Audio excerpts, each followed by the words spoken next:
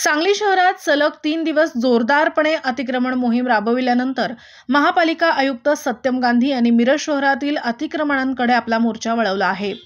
आज मिरज शहरातील मध्यवर्ती असणाऱ्या मिरज मार्केट आणि परिसरातील रस्त्यावरील अतिक्रमण हटवायला सकाळपासून सुरुवात झाली आहे। यामध्ये आयुक्त सत्यम गांधी हे स्वतः अतिक्रमण पथकाच्या समोर उभे राहून बेकायदेशीर आणि विनापरवाना अतिक्रमण हटवत आहेत।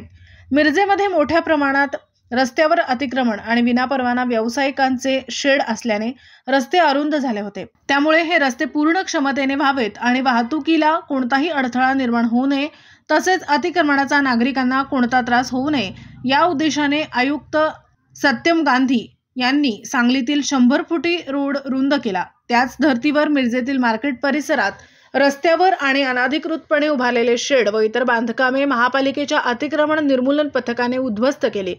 यावेळी काही राजकीय मंडळींनी आणि काही विक्रेत्यांनी पथकाला रोखण्याचा आणि गोंधळ घालण्याचा प्रयत्न केला, मात्र आयुक्त सत्यम गांधी यांनी ठाम भूमिका घेत मिरज शहरातील मध्यवर्ती असणाऱ्या मार्केट परिसरातील अतिक्रमणावर जेसीबी चालवला।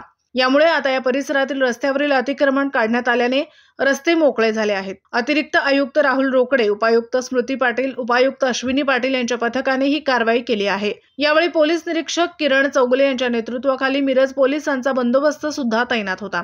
महापालिकेच्या धाडसी कारवाईचे मिरजकर जनतेने स्वागत केले आहे। बाईट सत्यम गांधी, आयुक्त सांगली महानगरपालिका। बाईट मोहन वाटवे, नागरिक। नमस्कार।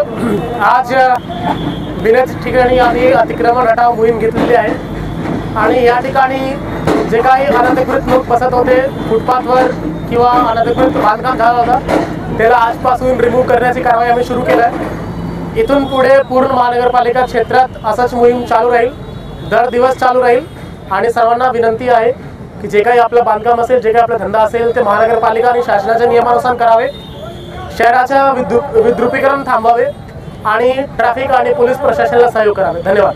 धोरणांसंदर्भात फेरीवाला समितीची 3-4 बैठक घेऊन आम्ही सर्वांची सहमती घेऊन फेरीवाला झोन घोषित केलं होतं। त्या ठिकाणी ते जाऊन व्यवसाय वगैरे करू शकतात। काही ठिकाणी त्यांची अजून मागणी आहे की अजून क्षेत्र डिक्लेअर करा, त्याची पण डिक्लेअर केली जाईल विधित शासनाचे नियम फॉलो करून। काही लोक सांगितलंय की असं जर कोणी करायचा प्रयत्न करत असेल तर त्यांना डिटेन करून त्याच्यावर नियमानुसार कारवाई करावी। दिवसभरातील घडामोडींचा आढावा घेण्यासाठी पाहत रहा N24 मराठी न्यूज चॅनल।